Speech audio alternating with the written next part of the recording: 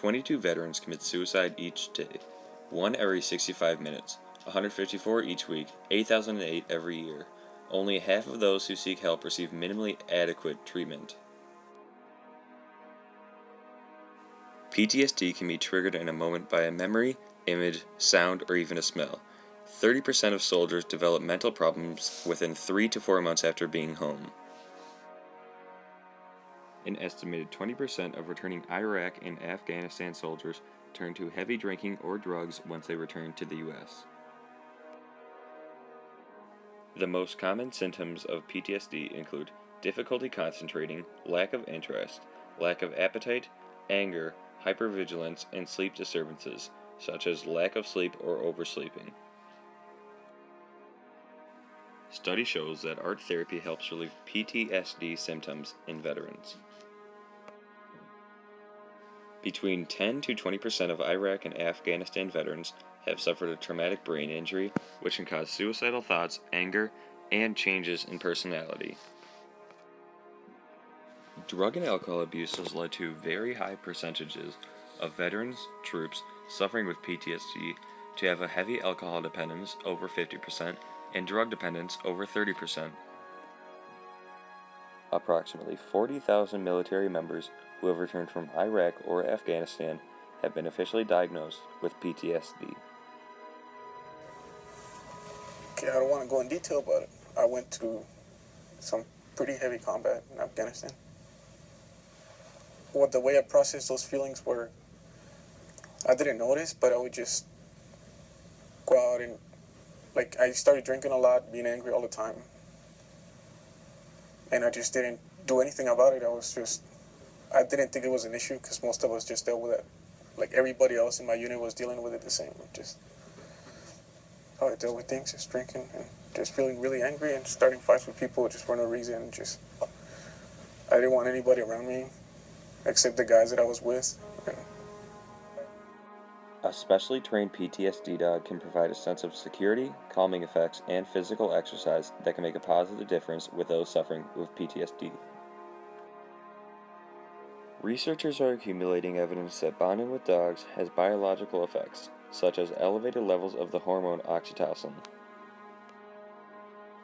Many soldiers with PTSD don't seek help because they fear it may hurt their careers. Untreated, PTSD does not get better in time, as it often gets worse.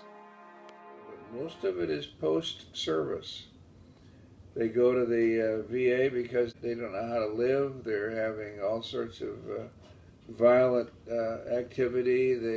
They want to commit suicide. They may want to kill family members. They may do all kinds of inexplicable things that would not have been in their makeup prior to combat.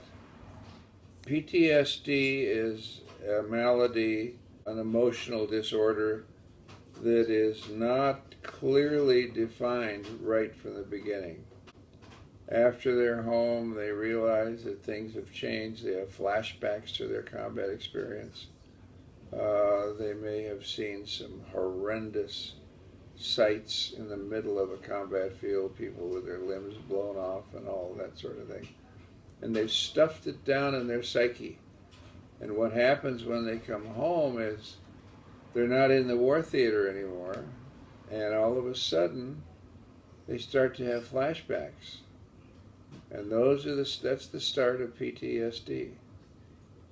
PTSD is something that can kind of rise its ugly head for the veteran, sometimes a year, a month, 3 months, 2 months after he has left service.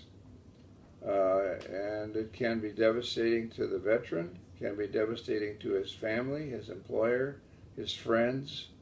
It affects a broad spectrum of emotions. What resources are available to help service members, veterans, and families? Well, the military has now spent a ton of money to upgrade the PTSD serving members. There's a whole range of helpful methods that they can work on, which may keep them from going south. One of the biggest things in PTSD is service members tend to suicide. A PTSD patient may just suddenly beat his family up or kill a family member. It's not explicable how it happens, but they do know that it's from the trauma. Is there anything soldiers can do to keep from getting it?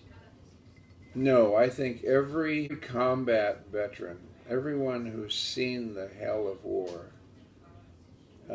is affected to some degree or another. They can be somewhat benign and moody, or they can be inordinately violent. It's hard to say. Everyone is an individual case. The purpose of this documentary is to boost the awareness of PTSD in soldiers and veterans.